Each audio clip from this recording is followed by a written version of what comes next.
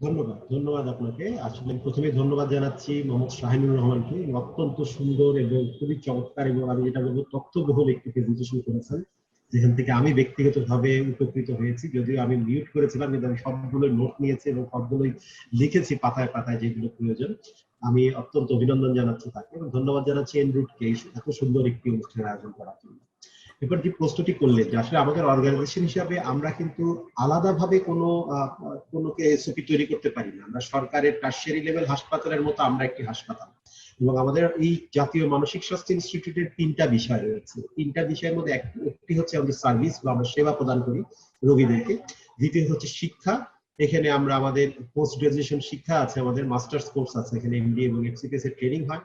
আমাদের এখানে সাইকিয়াট্রিস্টদের ট্রেনিং, প্রশিক্ষণ, পরীক্ষা সব হয়, এবং সাইকোলজিস্টদের কিন্তু এখানে প্রশিক্ষণ হয়। ঢাকা বিশ্ববিদ্যালয়, জগন্নাথ বিশ্ববিদ্যালয়, জাহাঙ্গীরনগর বিশ্ববিদ্যালয় থেকে যারা আসেন বিভিন্ন বিভাগের সাইকোলজি এবং সমাজ বিজ্ঞানের বিভিন্ন ছাত্রছাত্রীরা আমাদের এখানে প্রশিক্ষণ গ্রহণ করেন। একাডেমিক একটি সেকশন আছে আমাদের, এবং আমাদের আরেকটি আছে রিসার্চ এন্ড ডেভেলপমেন্ট। আমরা কিন্তু এখানে একটি জাতীয় পর্যায়ের গবেষণাগুলো মানসিক স্বাস্থ্য নিয়ে সাধারণত আমাদেরই করতে হয়, যেহেতু এটি জাতীয় প্রতিষ্ঠান।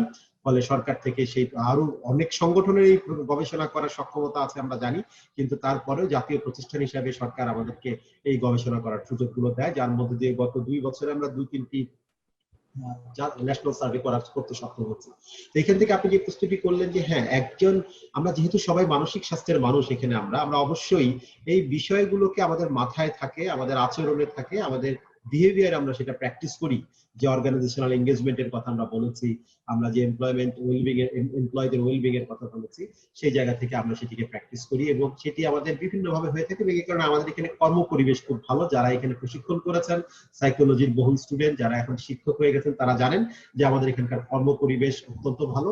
এবং অন্যান্য হাসপাতালের চাইতে আমি বলবো আমার আশেপাশে যে হাসপাতালগুলো রয়েছে, আমরা যেখানে আমাদের ভৌগোলিক অবস্থান, তার মধ্যে থেকে আমাদের কর্ম পরিবেশ সব দিক দিয়ে আমরা এমপ্লয়ীদের আমাদের অর্গানাইজেশনাল ক্যাপাসিটি অনেক ভালো। সেটি নিশ্চয়ই আপনারাও জানেন, সেটি আমরা বলছি এবং আমরা এটি ফলো করি। কিন্তু এর জন্য আমাদের কোনো আলাদা করে এসওপি করা বা এর জন্য আমাদের কোনো ধরনের একটি গাইডলাইন, নীতিমালা এরকম কোনো কিছু কিন্তু আমাদের নাই, কারণ আমরা তো আসলে জাতিগতভাবে একটু ইনফর্মাল। ফলে ফর্মাল কোনো কিছু আমরা করি না, সেটি আমরা বলতে পারি। তা আমি শাহিনুর ভাইয়ের প্রেজেন্টেশন সম্পর্কে এর মধ্যে দিয়ে বলে নেই একটুখানি। আমি অনেক খুব ভালো হয়েছে, পরে আশিক সেলিম বলবেন, ফিজাফাতও বলবেনই।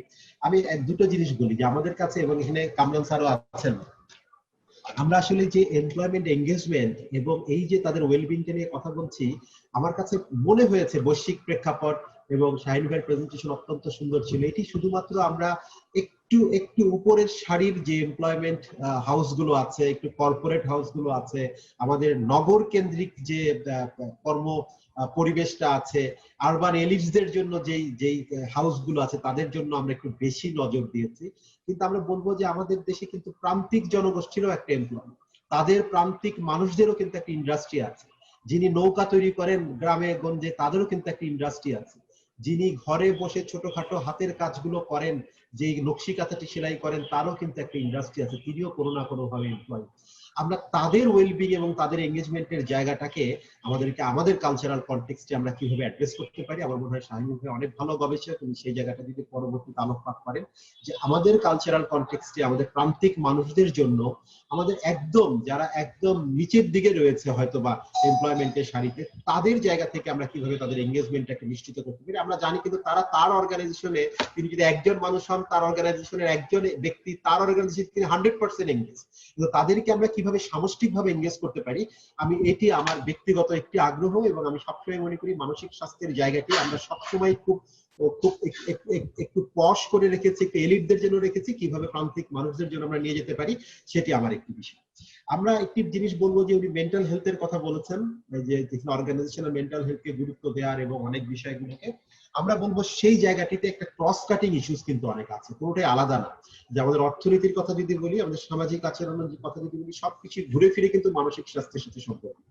আমরা এসডিজির কথা বলছি এখন, সাস্টেনেবল ডেভেলপমেন্ট গোল, এবং সাস্টেনেবল ডেভেলপমেন্ট গোলে যখনই আমরা প্রশ্ন করি, সাধারণত আমাদের স্টুডেন্টদের কথা বলছি বা বিভিন্ন জায়গায়, যে মানসিক স্বাস্থ্যের কথা কোথায় আছে, সবাই এক বাক্যে খুব মুখস্থ বলে দেয় যে গোল নাম্বার 3-এ আছে, যেখানে ওয়েলবিং এর কথা বলা হয়েছে। কিন্তু আমরা যদি বলি যে না, এটি গোল নাম্বার 3-এ শুধু না, এটি গোল নাম্বার 3-এ আছে, 4-এ আছে, 6-এ আছে, 8-এ আছে, 9-এ আছে, 11-তে আছে। যেখানে জেন্ডার ইকুইটির কথা বলা হচ্ছে, যেখানে ডিসেবলদের কথা বলা হচ্ছে, যেখানে নারী পুরুষের ভারসাম্যের কথা বলছে, সেটাও মানসিক স্বাস্থ্যের বিষয়। সুতরাং আমাদেরকে ক্রস কাটিং ইস্যুস হিসেবে যদি আমরা মেন্টাল হেলথকে দেখি অর্গানাইজেশনাল ক্যাপাসিটিতে, তাহলে আমরা বলবো শুধু সাবজেক্টিভ ওয়েলবিং যে কথা উনি বলেছেন, ফিজিক্যাল ওয়েলবিং যেটা বলেছেন, সাইকোলজিক্যাল ওয়েলবিং, সমস্ত ওয়েলবিং। আমি ইদানিং বলি যে আমাদের জিজ্ঞাসা করেন এই করোনা কালে যে আপনারা কেমন আছেন, আমরা বলি আছি মোটামুটি ভালো আছেন। সব ভালো থাকার মূল ভালো থাকা হচ্ছে আপনার মন ভালো থাকা। আপনি সবকিছু ভালো থাকলেন, আপনি অর্থনৈতিক ভালো থাকলেন, করোনা মুক্ত থাকলেন, কিন্তু আপনার মন ভালো নাই, তার মানে আপনি আসলে ভালো নাই। তাহলে এই ক্রস কাটিং ইস্যুসটা আমাদের মনে রাখতে হবে। আর অ্যাক্টিভিটিস ওয়েজ অনেকগুলো কথা, লাস্ট যে স্লাইডটা দেখিয়েছেন, লাস্ট স্লাইডের যে আগের স্লাইডটা, কিভাবে মেন্টাল হেলথকে মানে ভালো করা যায়, অনেকগুলো গ্রাফ দিয়ে পার্সেন্টেজ দিয়ে শাহিন ভাই দেখিয়েছেন।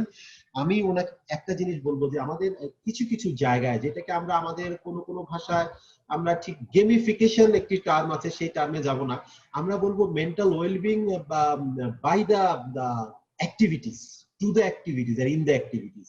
মানে আমার অর্গানাইজেশনে আমি মেন্টাল হেলথকে টার্গেট করে নয়, হয়তো আমার হিডেন এজেন্ডা থাকবে মেন্টাল হেলথ, হয়তো বা আমার যারা একটু করবেন তাদের মাথায় থাকবে মেন্টাল হেলথ, কিন্তু যারা আমার ম্যানেজার বা মিড লেভেলের ম্যানেজার বা যারা, তারা জানবে না এটা মেন্টাল হেলথ, তাদেরকে আমাদের এটা বলার দরকার নাই। সেই রকম কিছু অ্যাক্টিভিটিস যদি আমরা প্রত্যেকটা অর্গানাইজেশনে সিডলিং করে দিতে পারি, যে অ্যাক্টিভিটিস গুলো তাদের মেন্টাল হেলথকে ভালো রাখবে, আমার মনে হয় সেটা খুব ইন্টিগ্রাল একটা রোল হবে তার মেন্টাল হেলথের জন্য, মানে এঙ্গেজমেন্টটা ভালো হবে। এবং লাস্ট বাট নট লিস্ট আমি একটা কথা বলবো, আমি ডাব্লিউএইচও এর সাথে অনেকদিন ধরে কাজ করছি এবং তাদের একটা অপশন আছে, আপনারা জানেন, বেস্ট বাই অপশন। এবং বেস্ট বাই অপশনটা যদি ইকোনমিক্সদের একটা থিওরি, আমরা হেলথ ইকোনমিক্সদের কাছ থেকে ধার নিয়ে সেটা শুধু বলতে চাই।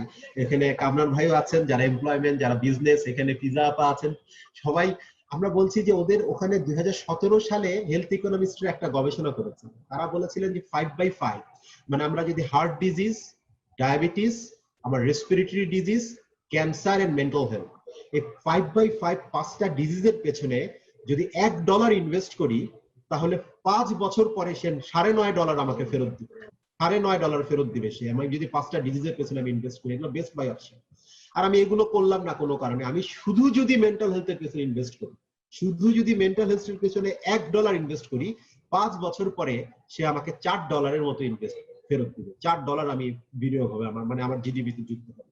তাহলে আমি কেন ব্যাংকে টাকা রাখবো, কেন আমি লিজিং কোম্পানিতে টাকা রাখবো? আমার বিনিয়োগটা তো হওয়া উচিত নন কমিউনিকেবল ডিজিজের পেছনে, আমার বিনিয়োগটা তো হওয়া উচিত মেন্টাল হেলথের পেছনে। আমি সবগুলি নন কমিউনিকেবল ডিজিজে বিনিয়োগ করলে $9 ফেরত পাবো। কোনো ব্যাংক আমাকে $1 বিনিময়ে $9 দিবে না 5 বছর। আমি $1 রাখলে $4 ফেরত পাবো যদি আমি শুধু মেন্টাল হেলথে বিনিয়োগ করি। এটা প্রমাণিত, এটা আমাদের ডাব্লিউএইচও বেস্ট বাই আপনারা দেখতে পারেন, অনেক ভালো একটা গবেষণা। তাহলে মেন্টাল হেলথে বিনিয়োগ করার জায়গাটা আমাদের সুযোগ হয়েছে। এবং আমি মনে করি আমাদের প্রত্যেকটা অর্গানাইজেশন, সেটা কর্পোরেট হোক বা আমাদের একদম প্রান্তিক জনগোষ্ঠীর হোক, মানসিক স্বাস্থ্যের জায়গায় $1 হোক, 1 পয়সা হোক, 1 কোটি টাকা হোক, আমরা যেন প্রত্যেকটা অর্গানাইজেশনে এই বিনিয়োগের জায়গাটাকে আরেকটু অ্যাডভোকেসি করি। আমি বিনিয়োগকারীদের প্রতি অনুরোধ করব তারা যেন এই দিকটি লক্ষ্য রাখে। সবাইকে ধন্যবাদ, প্যানেলিস্টদের ধন্যবাদ, এবং এনরুটকে খুব ধন্যবাদ এরকম একটি অনুষ্ঠানে আমাকে সংযুক্ত করার জন্য। Thank you. Thank you Helal sir, এত সুন্দর করে আমাদেরকে এই বিষয়টা তুলে ধরার জন্য যে ইনভেস্টমেন্ট ভার্সেস রিটার্ন মেন্টাল হেলথে কতটা মানে ইম্পর্টেন্ট হতে পারে আমাদের জন্য ইন ফিউচার। সো আমরা যদি আমরা আপনার কাছে আরেকটু পরে ফিরে আসব, কারণ আমাদের এখানে আমরা দেখছি যে গভর্নমেন্ট থেকে আমরা আপনাকেই দেখছি রিপ্রেজেন্ট করতে আর কি। সো গভর্নমেন্ট নিয়ে কিছু একটু কথা বলবো, বাট তার আগে যদি আমি একটু আশিক সেলিম ভাইয়ের কাছে যাই। সো আশিক সেলিম ভাই হচ্ছেন সাজিদা এবং PWIC-র কিছু ইনিশিয়েটিভ সম্পর্কে আমাদের সাথে একটা প্রেজেন্টেশন শেয়ার করবেন। সেটা দেখে আমরা আবার next level of question answer সেশনে আর কি ফিরে আসব।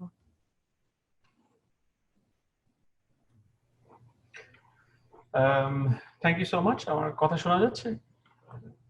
হ্যাঁ জি, শোনা যাচ্ছে। হ্যাঁ, ওয়ান্ডারফুল, থ্যাংক ইউ। হেলাল ভাইয়ের পরে আমার যখন কথা বলতে হয়, আই ফিল ভেরি কনসিয়াস। উনি এত সুন্দরভাবে কথা বলে, আর পুরো বাংলায় কথা বলে, একটা ইংলিশ ওয়ার্ড ইউজ করে না। একজন ওনার পরপরই কথা বলতে গেলে আমার একটু নার্ভাস লাগে, বাট তাও let me start. First of all thank you Enroute for inviting me and Fiza আপা। এরপরে আমার এই ছোট একটা প্রেজেন্টেশন আছে, ওটা নিয়ে বলবো। বাট প্রেজেন্টেশনে যাওয়ার আগে I just want to mention a few things. First of all, Shahinur ভাইকে থ্যাংক ইউ বলছি for giving us such nice information. আমি ওনারকে যে জিনিসটা I wanted to ask যেটা হচ্ছিল যে উনি তো একাডেমিক সাইকোলজিতে আছেন, উনি এত he's done all this research, and আমাদের actually আমি যেটা wanted to know is যে collaboration যে private sector plus academic মানে government academic organization plus private sector এর collaborationটা এটার স্কোপটা কতটুকু, বিকজ আমরা যে ডেটাগুলো দেখছি ম্যাক্সিমাম হলো from the west, and ওনাদের education level, awareness level, stigma level is different. কিন্তু আমাদের দেশে হেলাল ভাইও যেটা আইডেন্টিফাই করলো যে আমাদের যে প্রোডাক্টগুলো আছে, যে প্রোডাক্টগুলোতে এভিডেন্স বেস আছে, these products are all based upon white collar jobs, মানে office based jobs. কিন্তু what about the factory workers, what about the rural workers? So এই ক্ষেত্রে আমাদের we have to engage in innovation, and এটাকে আমাদের research base করতে হবে। এখন তো আমি পারি না, I am a clinician plus আমি এখন বিজনেসম্যান হয়ে গেছি, কিন্তু রিসার্চ তো অনেক আগে ছেড়ে চলে আসছি। সো আপনাদের সাথে কোলাবোরেশনটা is what I wanted to explore. So এটা নিয়ে পরে আশা করি কথা বলবো। Kamran sir, thank you for mentioning me. That was very very nice of you. I am a clinician, so I'm a psychiatrist. Our interest in organization mental health was actually through FISAPA. যে আমাদের যে এই organizational mental health যে একটা জিনিস, this was actually supply driven in the sense that there was a demand from a multinational company that they wanted organizational well-being. So ওরা তখন খুঁজে বের করেছে সাজেদা ফাউন্ডেশনকে, and ওনাদেরকে বলেছে আমাদের এটা লাগবে, এটা আমাদের জন্য বানিয়ে দাও। So তখন আপা was looking for someone, she found me and she said Ashiq আমরা একসাথে এটা let's do this together. So the journey to provide organizational mental health was actually demand driven. So আমাদের কিন্তু ইচ্ছা ছিল না, আমাদের ইচ্ছা ছিল আমরা রোগী দেখবো, চিকিৎসা দিব, কিন্তু একটা পুরো অর্গানাইজেশনকে যে ওয়েলবিং দেওয়া যায়, this was actually, it came from the industry itself. After providing to the primary sector, we are now expanding. So I just wanted to mention that. I mean, let me try and share my presentation. Hopefully it will work.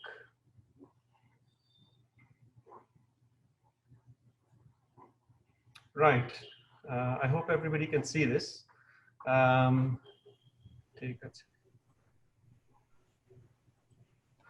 Okay.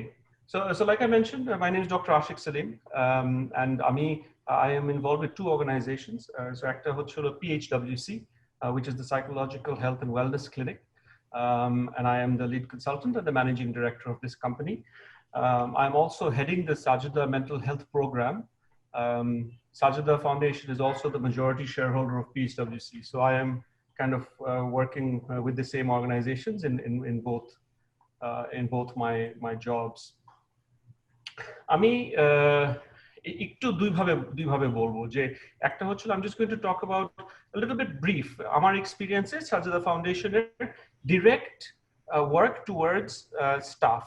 So এটা বলবো, plus আমি একটু PHWC এর কথাটা বলবো আলাদাভাবে। So first একটু সাজদার কথাটা বলি, বিকজ আমাদের এখন কোভিড টাইম হচ্ছে, আমরা we got involved in providing some well-being support to staff. So এখানে যেটা হয়েছে হলো that Sajida Foundation was one of the first responders in COVID, and they set up a COVID hospital in Naranganj and in Keranganj. So দুটো হসপিটালে staff. So as a result, the part of it, এছাড়া তো আপনার relief distribution থেকে শুরু করে the Sajida Foundation has been involved in the front line. So as a result, okhane many of the staff actually became COVID positive. They have received treatment, they have got better. So amader this need arose to provide well-being to those staff jara front line e kaj korche, jara COVID infected hocche, jara bhalo hocche. So ei khetre we have put together a program. Ekta hocchilo je proactively providing support to them. যে একজন স্টাফের যদি Covid positive হলো, তখন তাদেরকে আমরা reach out করলাম, তাদের ওয়েলবিংটাকে অ্যাসেস করলাম, কি সাপোর্ট দেওয়া যায়, so in a proactive manner. So that is one of them. Another one is that after they've recover করার পরে তাদেরকে ফোন করে, and this is all done by qualified counselors with a master's in psychology or clinical psychology. So one of the two. So so that was the proactive service. Arek level হচ্ছে হলো to provide a counseling option, providing a counseling option which is done through the organization. So frontline যে workerরা আছে, they and their family members can contact us, because দেখা যায় যে the stresses of working in the frontline is not just of the staff but other family members, because তারা বাইরে যাচ্ছে, the risk of bringing an infection, they might be stressed. So তখন ওদের জন্য একটা counseling support, একটা well-being support provide করা. So this was the first thing. The next thing which is happening this week is that we are recruiting a team of para-counselors. So these are people with a intermediate or a bachelor's degree, and we are providing them with some basic psychological skills. This is up near Shahinur Bhai's presentation. He talked about mental health first aid, psychological first aid. So etar tool gula use kore we are providing para-counselors who will be deployed into the community, and এদের কাজ হবে to do screening. So mental health well-being screening করবে plus referral করবে to appropriate services যেগুলো আমরা create করেছি. এছাড়া আমরা self-help material we have developed, so print material, video, and আমরা webinar করব to try and provide this support. So এটা হলো কোভিড রেসপন্সেস সাজেদা ফাউন্ডেশনের কিছু কাজ। এছাড়া আমি during my time Sajda Foundation did this one project with the RMG sector, which was focusing, one part of the project was focusing on the well-being of garments factory workers. So Helal bhai jeta bolchilo that this is really interesting, and I was actually having a conversation with another colleague from Maya Appa, and they were also saying the same thing, je আমাদের RMG sector-এর সাথে how we can work. So this conversation is happening, যে actually factory workers BGMA এর সাথে কাজ করে how we can provide well-being is very important. So Sajid already has some experience in doing this.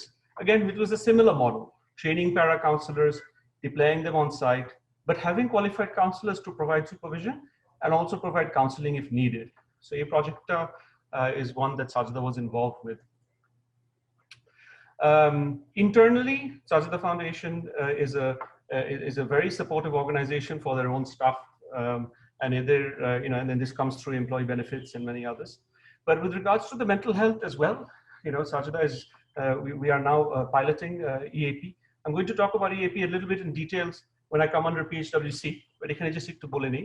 So for the internal staff, it up the pilot as EAP হচ্ছে, and then workshops, seminars are being planned for the internal staff. So আমি একটু PHWC এর ব্যাপারে বলি।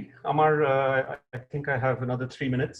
So PHWC এর আমাদের দুটো main focus, একটা হলো individual mental health care. So we have a team of 18 clinicians, so 3 psychiatrists and 15 psychologists, and we provide individual mental health care. So কারো যদি কোনো সমস্যা হয়, সেটা marriage problem হতে পারে, schizophrenia হতে পারে, depression হতে পারে, they can come to us and we provide them with the highest standard of care that we are that I am used to and exposed to, having lived and worked abroad.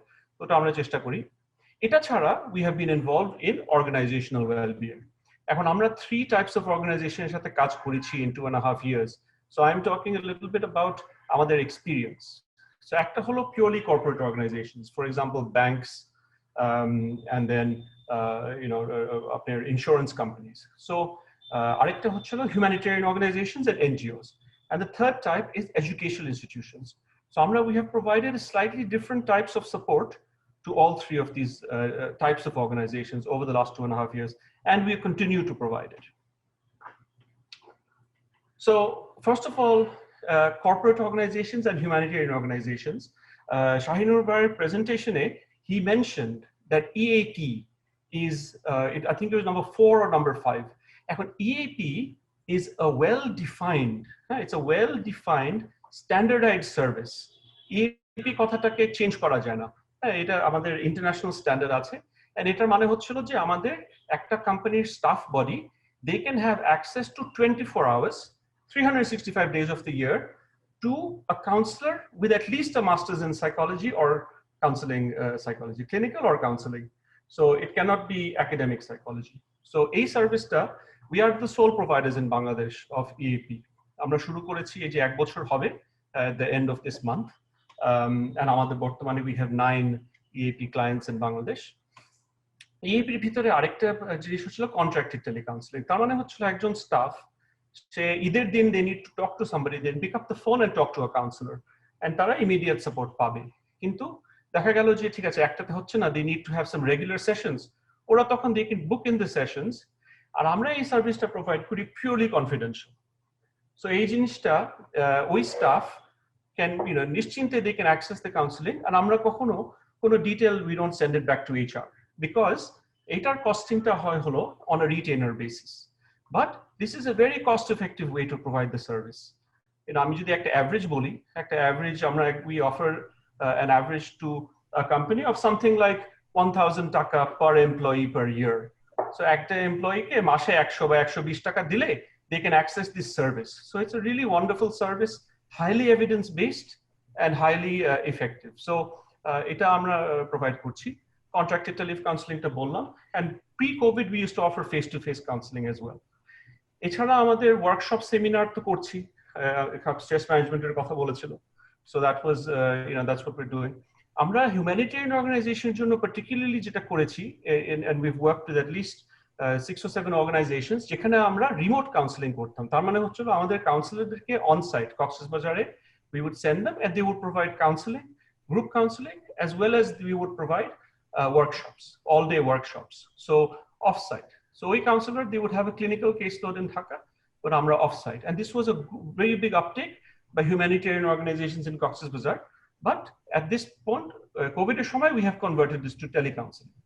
Emergency response হচ্ছিল যে একটা অর্গানাইজেশনে যদি একটা crisis হয়, যে for example আমাদের একটা অর্গানাইজেশনে কাজ করেছি, ওদের একটা রোড ট্রাফিক অ্যাক্সিডেন্ট হয়েছিল and many of the staff were traumatized. ওনারা তখন আমাদেরকে ফোন করছে, আমরা ওনাদেরকে অন সাইট একটা কাউন্সিলর পাঠিয়েছি, ওই কাউন্সিলর ডিব্রিফিং করেছে and they were able to get over their trauma a little bit.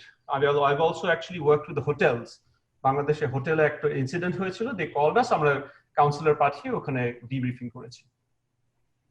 Educational ইনস্টিটিউশনের সাথে আমরা করেছি ওয়েলনেস ডে, তার মানে হলো সারা দিনের programme, yoga, Zumba, stress management, mindfulness, different group, একটা মেলার মতো করেছি। So we have done this with 3 different schools in the last year. এখন অবশ্য বন্ধ, we had plans to do more. আমরা স্টুডেন্ট কাউন্সেলিং করি for different levels. আমরা ইউনিভার্সিটি, IUB ইউনিভার্সিটির স্টুডেন্ট কাউন্সেলিং আমাদের স্টাফ থেকে আমরা প্রোভাইড করি, and also we provide supervision of student counselors. আরেকটা জিনিস যেটা করেছি which is innovative, we provided mental health training for teachers of a school, so communication skill ওনাদেরকে দেখানো হয়েছে। So আমার প্রেজেন্টেশন এতটুকু ছিল, আমি I'd be open for some questions. Thank you very much. Thank you Selim ভাই, আপনাদের ইনিশিয়েটিভ গুলো আমাদের সাথে শেয়ার করা। ইটস ওয়ান্ডারফুল যে সাজিদা ফাউন্ডেশন এবং PHWC এই কাজগুলো করছে ইনহাউস এমপ্লয়িজের জন্য এবং বিয়ন্ড নিজেদের অর্গানাইজেশন। সো আমি যদি একটু কামরান ভাইয়ের কাছে আরেকবার একটু ফেরত আসি, যে কামরান ভাই এই আমরা যদি কোভিড সিচুয়েশনটা চিন্তা করি যে অনেক অর্গানাইজেশন লে অফে গিয়েছে বা স্যালারি ডিসকাউন্টে গিয়েছে, সো অর্গানাইজেশনের financial health versus employee wellbeing বা মোরালিটি গ্রাউন্ড থেকে আপনি এটাকে কিভাবে দেখছেন, বা এটা শর্ট টার্ম হয়তো বা একটা সলিউশন হিসেবে কাজ করলো, but how about long term যদি বিজনেসের কথা চিন্তা করি সেটাকে কিভাবে দেখছেন, এবং সেটা অর্গানাইজেশনের এমপ্লয়ি এবং ওয়ার্ক ক্লাইমেটের উপরে কিভাবে ইমপ্যাক্ট ফেলছে সেটা নিয়ে যদি একটু কমেন্ট করেন।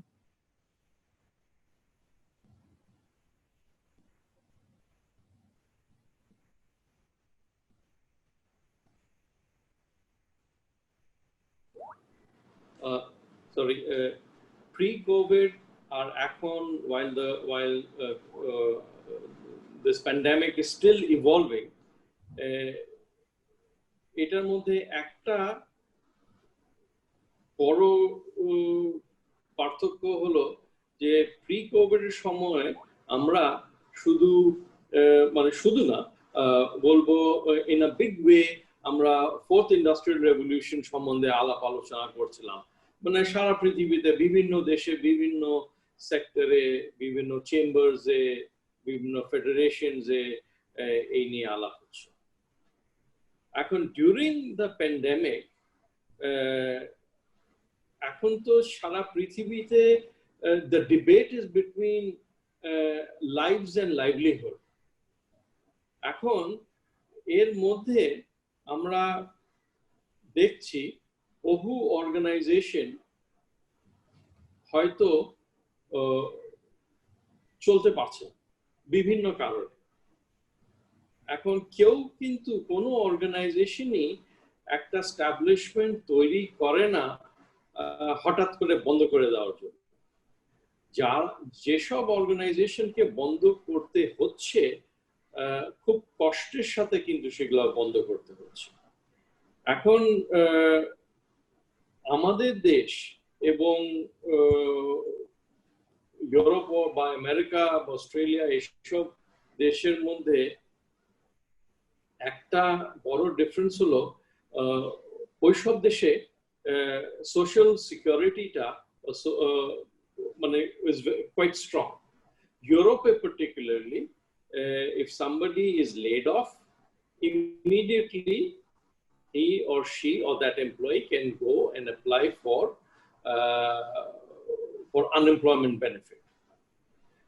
আমেরিকাতেও আনএমপ্লয়মেন্ট বেনিফিটের একটা সিস্টেম আছে, যদিও সেটা ইউরোপের মতো এত স্ট্রং, এত মানে ফর লং টার্ম হয়তো এটা পাওয়া যায় না।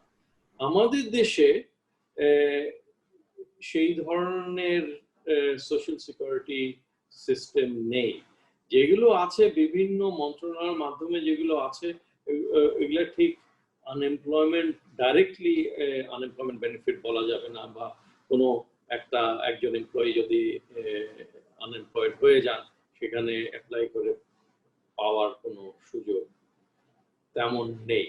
তবে আমাদের আইন আছে, আইনের মধ্যে খুব স্পষ্টভাবে বলা আছে যে কোনো কারণে, যেমন ধরেন র মেটেরিয়াল নাই, বা আপনার ইলেকট্রিসিটি পাওয়ার নাই, বা আপনার কোনো মানে কোনো বায়ার্স নাই, তখন আপনি কি করবেন? আপনাকে তো তখন ফ্যাক্টরিটা লে অফ করা ছাড়া আর কি উপায় আছে? আপনি যদি টোটালি ক্লোজ করে দেন তার মানে আপনি ব্যবসা ছেড়ে দিলেন। আর যদি লে অফ যদি করেন, আইন খুব স্পষ্ট যে লে অফ করলে কি করতে হবে, কত দিতে হবে, কতদিন কি দিতে হবে, জিনিসটা খুব স্পষ্ট। তবে যাতে অনেক মিল ফ্যাক্টরি যেন তাদের শ্রমিকদেরকে যেন লে অফ না করে বা রিট্রেঞ্চ না করে, তার জন্য সরকার বিভিন্নভাবে স্টিমুলাস প্যাকেজ ঘোষণা করেছে। এখন সমস্যা হলো অনেক বা কিছু কিছু ইন্ডাস্ট্রি, যেমন গার্মেন্টস বলেন, লেদার এন্ড ফুটওয়্যার বলেন, তারা হয়তো স্টিমুলাস প্যাকেজের যে ফান্ডটা আছে সেটা অ্যাক্সেস করতে পেরেছে, বা অনেকে হয়তো এখনো পারেনি। কিন্তু বহু ইন্ডাস্ট্রি আছে যারা এটা অ্যাক্সেস করতে পারেনি, যার জন্য আমরা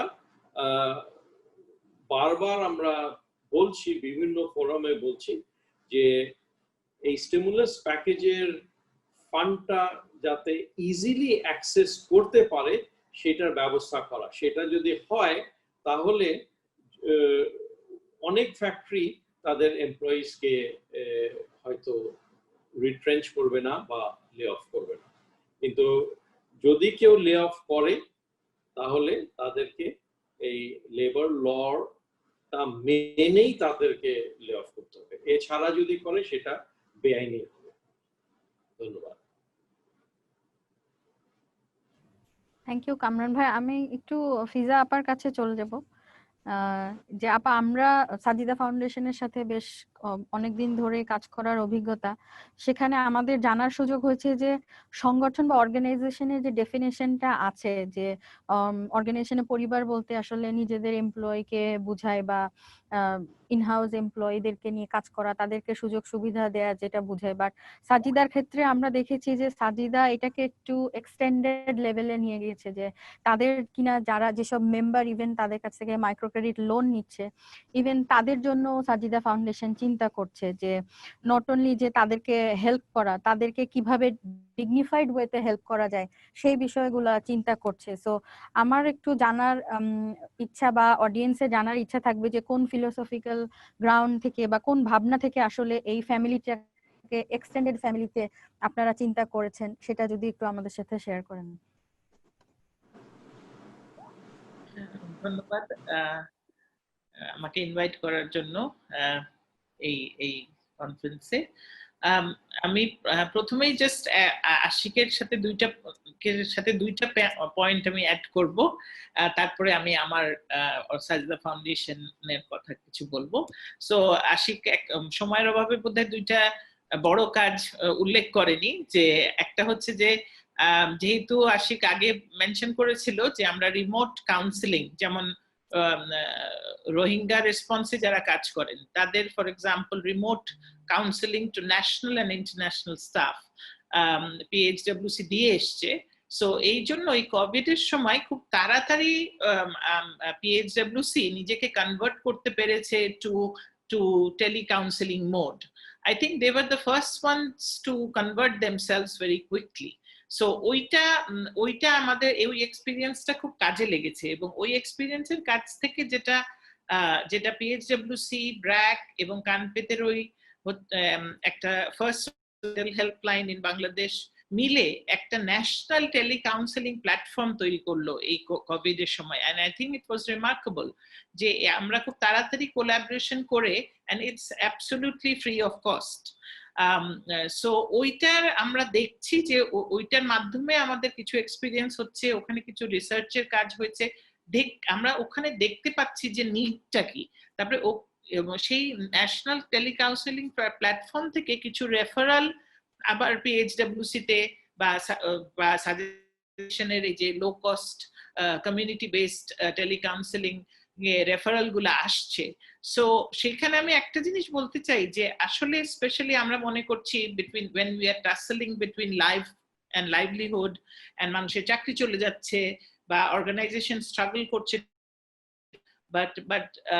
বাট এই সময়ও আসলে মোর দেন এভার মানুষের মানে মেন্টাল হেলথের যে নিডটা মানে এমন বড়ভাবে আসছে। So it is not like যে ইটস এন এলিট, মানে it's not for the elite class. যেমন মেন্টাল হেলথের কথা বললে আমরা মনে করি যে এইটা তো বড় লোকদের ব্যাপার, মানে যারা এফোর্ড করতে পারে তাদের সফিস্টিকেটেড একটা ব্যাপার, যেটা হেলাল ভাইও পয়েন্ট আউট করার চেষ্টা করেছেন। এবং আমি এভিডেন্স দিয়ে উই ক্যান ভ্যালিডেট দ্যাট যে আমরা PHWC তে একটা ছোট মাছের ব্যবসায়ী, সে হয়তো বগুড়া থেকে ফোন করছে এই প্ল্যাটফর্মে to get additional service, because that person ওই মানুষটা এখন মানসিকভাবে এত বিপর্যস্ত যে মোর দেন এভার যে তার এই মেন্টাল হেলথের একটা সাপোর্টের দরকার হচ্ছে। তো সেম অ্যাজ গার্মেন্টস ফ্যাক্টরিজ বা অন্যান্য শ্রমিকরা। So I just wanted to add to that Sajida foundation and PHWC মিলে এটাকে আরো বৃহৎ আকারে এবং লো কস্ট, যেটা PHWC এর একটা ব্র্যান্ডিং হয়েছে যে এটা ইন্টারন্যাশনাল স্ট্যান্ডার্ড একটা সার্ভিস। আমি মনে করি যে সেটা খুব দরকার ছিল বাংলাদেশের জন্য, যেহেতু আমাদের এখনো মেন্টাল হেলথ অ্যাক্টটা আমরা পাস করাতে পারিনি, সেই জন্য কোনো স্ট্যান্ডার্ডাইজেশন নাই বাংলাদেশে, এবং কোনো জায়গায় আমাদের জবাবদিহি করতে। তো ওই জায়গা থেকে PHWCর মতো একটা প্রতিষ্ঠানের বাংলাদেশে দরকার ছিল। সো ওই স্ট্যান্ডার্ডটা মাথায় রেখে এখন এটাকে লো কস্ট কিভাবে করা যায়, কিভাবে আমি 200 টাকায় কাউন্সিলিং করতে পারি, কিভাবে আমি 350 টাকায় কাউন্সিলিং করতে পারি, নট লাইক আশিকের মতো মানুষের কাছে আমি সাইকিয়াট্রিক ট্রিটমেন্টের জন্য যাব, সেটা হয়তো মানে পরের ব্যাপার। বাট আমরা ইউজ করব to train others. So that is also very important. So আমাদের এই দুই প্রতিষ্ঠানের জার্নিটা has been very unique and I think we are now geared to service, মানে একটা বড় বৃহৎ আকারে আমরা সার্ভিস প্রোভাইড। এখন আমি একটু সাজিদা ফাউন্ডেশনের কাছে I'll quickly try to finish. So Sajida ফাউন্ডেশনের জায়গা থেকে যদি আসি, সাজিদা ফাউন্ডেশন এবং রেনাটার কথা যদি বলি, একটা কথা বলতেই হয়, Syed Humayun Kabir. So he has been the founder and he has been the energy behind Renata. So till death he has been the managing director, chairman of Renata, and previously chairman and managing director of Pfizer, আর সাজিদা ফাউন্ডেশনের প্রতিষ্ঠাতা। So আজকে কামরান ভাই যে জায়গায় বসে আছেন, আমার Syed Humayun Kabir used to hold that place. So he was a very shy person but a very strong personality এবং ভ্যালু ড্রিভেন পারসন। সো ওনার যেমন একটা কর্পোরেট ব্যক্তিত্ব উনি খুব বেশি, এবং কর্পোরেট ব্যক্তিত্ব, মাল্টিন্যাশনাল একটা ব্যাকগ্রাউন্ড, তারপরে লোকাল একটা organisation like Renata was created, then he was the chairman of BRAC. So এইসব জায়গা থেকে ওনার একটা সামাজিক এবং কর্পোরেট মিলিয়ে একটা ওনার অভিজ্ঞতা হয়েছে, এবং এই যে এমপ্লয়িজ অ্যাসোসিয়েশন, মেট্রোপলিটন চেম্বারের প্রেসিডেন্ট, এই ধরনের নেটওয়ার্ক, বিভিন্ন নেটওয়ার্কে he some of the organizations actually he founded and some of the organization he kind of was represented for Bangladesh.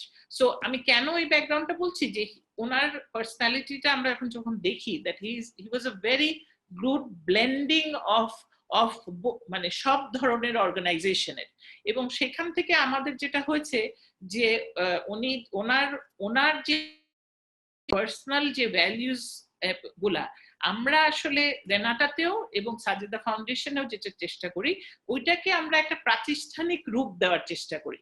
That is what keeps us going. যে উনি সবসময় বলতেন যে profit is not a bad thing, মানে আমরা not for প্রফিটটা সব ভালো মানুষ, আর কর্পোরেট যারা তারা সব খারাপ মানুষ বিকজ তারা প্রফিট করে। So he used to say that, you know, a blending between the both and creating good organizations, whether it's for profit, not for profit, মানে ভালো প্রতিষ্ঠান তৈরি করতে হবে এবং value and culture driven organisation তৈরি করতে হবে। সো আমরা যেটা করার চেষ্টা করি, মানে ওনার পার্সোনাল বা ব্যক্তিগত ভ্যালুস এবং এথিক্স গুলাকে প্রাতিষ্ঠানিক রূপ দেওয়ার চেষ্টা করি।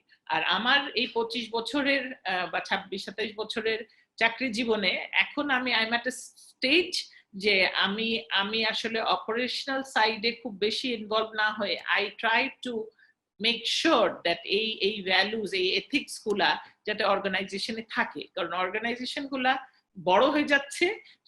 So there is a scope of dilution of these values and culture. So আমার দায়িত্ব ওই জায়গা থেকে।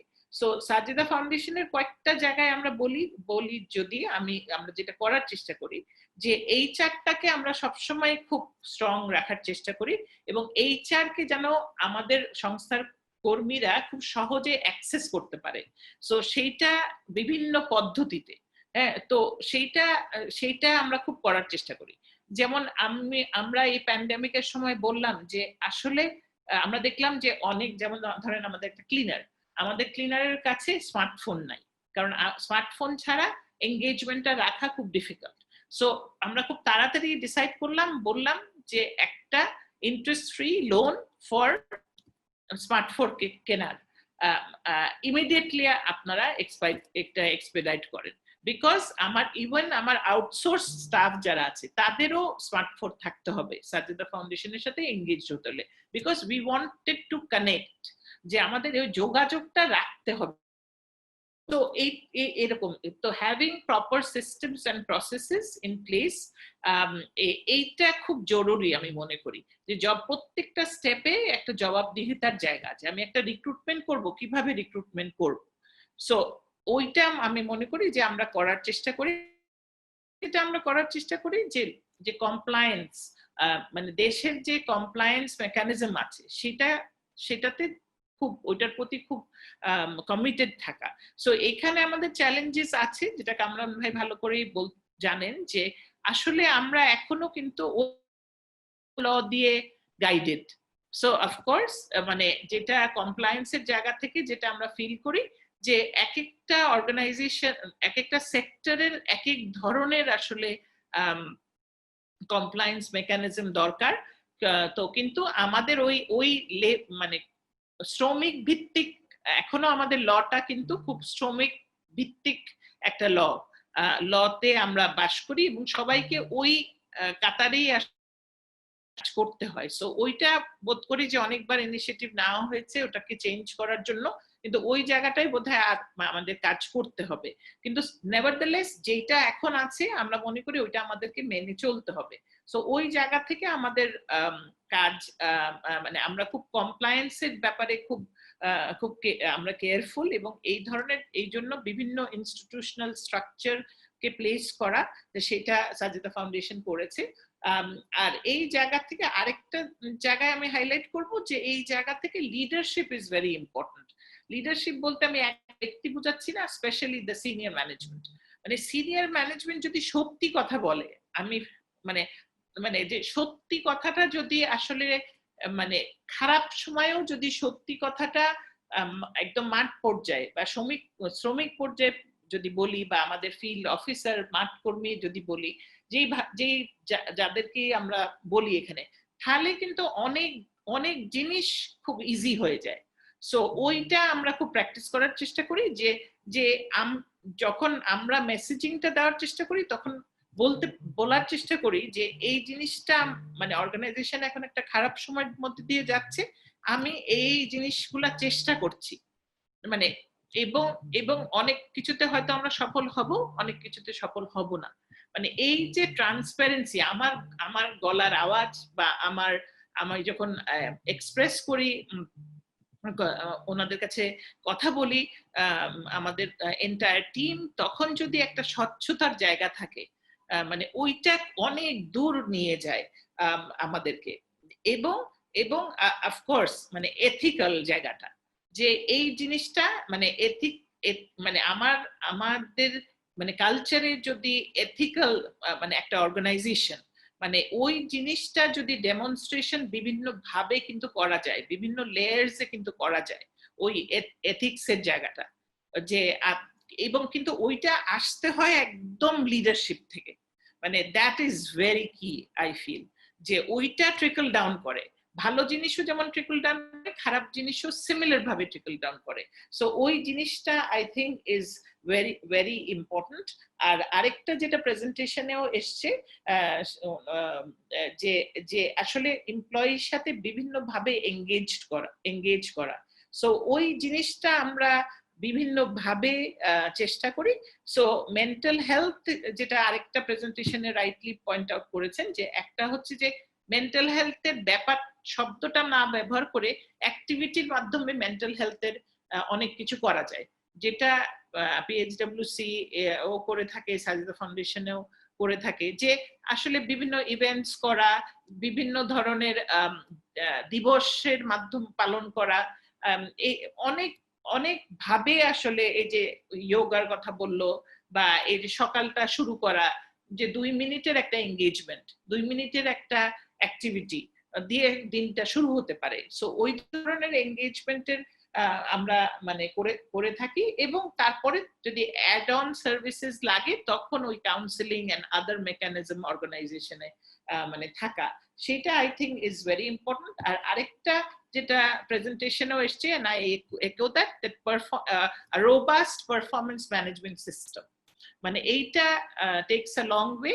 যে একটা তো আছে যে সাজেদা ফাউন্ডেশনে আমরা টেকনোলজি অফকোর্স ইউজ করে পারফরমেন্স ম্যানেজমেন্ট করি, অন দ্য আদার সাইড আমরা পিপলস ফোরাম বলে একটা নতুন ইন্ট্রোডিউস করেছি, একটা মেকানিজম, যেখানে আসলে সবাই গ্রুপে গ্রুপে বসে স্টাফকে ইভ্যালুয়েট করে। So that's kind of a participatory system of evaluation. So যখন সবসময় একটা আমাদের দেশে স্পেশালি কালচারগত ভাবে আমরা যেটা মনে করি যে সুপারভাইজারকে তো খুশি রাখতেই হবে, মানে কাজ দিয়ে শুধু না, মানে একটু একটু মারতে হবে বা একটু ওনার একটা পার্সোনাল কাজ করে দিতে হবে, মানে না হলে তো আসলে দিনে বছরের শেষে ওই রিওয়ার্ডটা আমি পাবো না।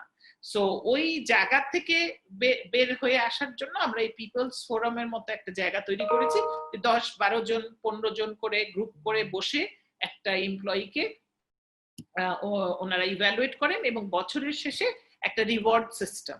সো আমাদের মানে রেগুলার ফেস্টিভ্যাল বোনাসের বাইরে যদি অর্গানাইজেশনের সামর্থ্য থাকে প্রত্যেক বছর আমরা ওই পারফরমেন্স ইভ্যালুয়েশনের উপর বেস করে আমরা পারফরমেন্স বোনাস দিয়ে থাকি। So I think that is a recognition and also ওই একটা এমপ্লয়িকে যেটা আছে যে ক্যারিয়ার গ্রোথটা, যে ক্যারিয়ার পাথটা দেখানো, যে তুমি আজকে এখান থেকে মানে এই নেক্সট 5 বছরে I want to see you here, মানে and you have the potential, ওই জায়গাটা কনস্ট্যান্টলি কমিউনিকেট করতে হয় from the supervisor to supervisee।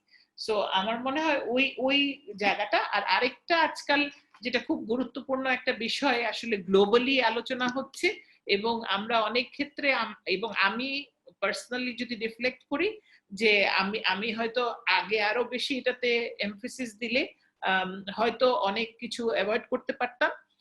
মানে সেটা একটা বড় জায়গা হচ্ছে সেফগার্ডিং, যেটা গ্লোবালি আলোচনা হচ্ছে যে how do we ensure safeguarding structure within the organization. আর এখন তো হাইকোর্টের একটা ডিরেক্টিভসই আছে যে আপনার প্রত্যেকটা যে কোনো অর্গানাইজেশনে একটা সেফগার্ডিং একটা system has to be in place. So I think that is very crucial in the organization. আর আরেকটা হচ্ছে যে একটা এমপ্লয়ি, সে কর্মচারী হোক কর্মকর্তা হোক, সে কোড অফ কন্ডাক্টের জায়গা থেকে যে কোড অফ কন্ডাক্টটা যাতে সাজিদা ফাউন্ডেশন বা রেনাটা বা XYZ অর্গানাইজেশন প্রথম থেকেই কোড অফ কন্ডাক্টটা খুব ক্ল্যারিফাই করা, যে this is the code of conduct and তুমি এটা সাইন অফ করো। এবং শুধু লিখিতভাবে তো ধরেন সাইন অফ করলো, কিন্তু ওটা ডেসিমিনেট করতে থাকা যে এই this is the code of conduct তোমাকে adhere করতে হবে if you have to be part of this family। So ওইখানে ওই যেটা বলছিলাম যে আমরা যাদেরকে সার্ভ করি, আমরা যাদের জন্য কাজ করি, সবার জন্য ওই একই code of conduct. So and that becomes Sajida family as a whole, an umbrella of Sajida। So ওই এই জায়গাগুলোতে আসলে। আর আরেকটা হচ্ছে যে আরেকটা যেটা গ্লোবাল স্ট্যান্ডার্ডের কথা যদি বলি, যে making an inclusive organisation. So এইটা আমাদের করতেই হবে। আমি ফিল করি যে এইটা আসলে অনেক অনেক বছর হয়ে গেছে, অনেক দিন হয়ে গেছে, বা বাংলাদেশের আমরা অনেক আমাদের ইমপ্রুভমেন্টস দেখেছি। আমাদের এই এখন আমরা যেই জায়গায় এসেছি, এখন আমাদের মনে হয় সময় এসছে যে কিভাবে অর্গানাইজেশনকে ইনক্লুসিভ করা যায়, সব ধরনের মানুষকে কিভাবে আমরা অর্গানাইজেশনে ইনক্লুড করতে পারি। তো সাজিদায় আমরা যেটা করেছি যে আমাদের হেড অফিসটা যেহেতু for example disable friendly, so আমরা হেড অফিসে যেমন আমরা চেষ্টা করি যে ডেফিনেটলি একটা HR কে একটা টার্গেট দেওয়া হয় যে এই বছর আপনারা এতটা স্টাফ নিতেই হবে। সো অন্যান্য যখন আমরা অ্যাক্রস আমাদের 300টা অফিস আছে অ্যারাউন্ড বাংলাদেশ, সো ওই অফিসগুলা is not disable friendly. So ওইটা আমরা এখন কাজ করছি, how can we make it disable friendly. At least চিন্তাটা মাথায় ঢুকানো যে তোমার অ্যাটলিস্ট দ্য ম্যানেজার্স কে উই টেল দেম দ্যাট আপনার অ্যাটলিস্ট মাথায় ঢুকান জিনিসটা, যে আপনি কিভাবে একটা মানুষকে, এখন বলেন যে এরকম তো আসে না মানুষ, যেমন এই যে বলছেন সদস্যদের কথা, যাদেরকে আমরা লোন দিই, যে ওরকম মানুষ তো আসে না। তা আমি যে আপনি একবার চিন্তা করে দেখেন কেন আসে না, মানে বিকজ আপনার অফিসে তো সে অ্যাক্সেসই করতে পারবে না, মানে এই জন্য সে আসে না। So at least think of innovative ways what you can do. মানে আমি তো building all on a sudden মানে চেঞ্জ করে ফেলতে পারবো, বাট অ্যাটলিস্ট কনসেপ্টটা মাথায় দেওয়া যে এই অ্যাক্সেস গুলো আমাদের দিতে হবে। এবং যেমন ধরেন একটা a person with mental health condition or a survivor with mental health condition, তাকে আমি অর্গানাইজেশনে অ্যাক্সেস দিব, and that person or a special adult তাকে অ্যাক্সেস দেওয়া. I think those are things that Sajida is kind of মানে এটাকে অর্গানাইজেশনের মধ্যে ইনগ্রেইন করা এবং সবার মধ্যে এই মেসেজেস গুলা ছড়িয়ে দেওয়া. So that is what I think we are trying to do as an organization, but of course we have a long way to go. আমি বলবো because Sajida Foundationের একটা বড় অংশ হচ্ছে microfinance, and which has a terrible organizational culture as an industry. So I must say, being one of the largest in the industry, because মানে ওই BRAC, Asha Gramin, they capture 70% of the market, and 30% we are one of the largest. So being that, that has done wonders to the country, but unfortunately the organizational culture and the way it operates, we as an organization strongly feel that we have been a part of it. Definitely we cannot ignore that, but it's time for us to change, and I think this pandemic has given us this opportunity to think differently. So I think amader ei pandemic er je positive learnings gulo hoyeche, Sajida wants to keep those, and of course the struggle we want to overcome with the struggles. So that I guess I'll end with that and take questions if আমি একটা কিছু বলতে পারি? Of course. G sir. I mean, Fiza, since you mentioned about disabled people or disability, there is some statistics যেটা আমরা দেখেছি, সেটা হলো global population 10% of the people have some form of disability.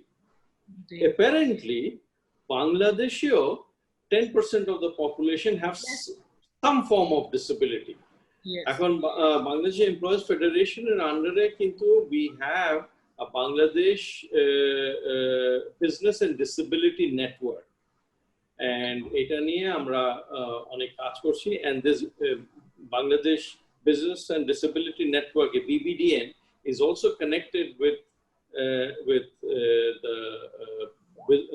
the Business and Disability Network globally. And I think Sajida Foundation is also a part of this network, if I'm not mistaken.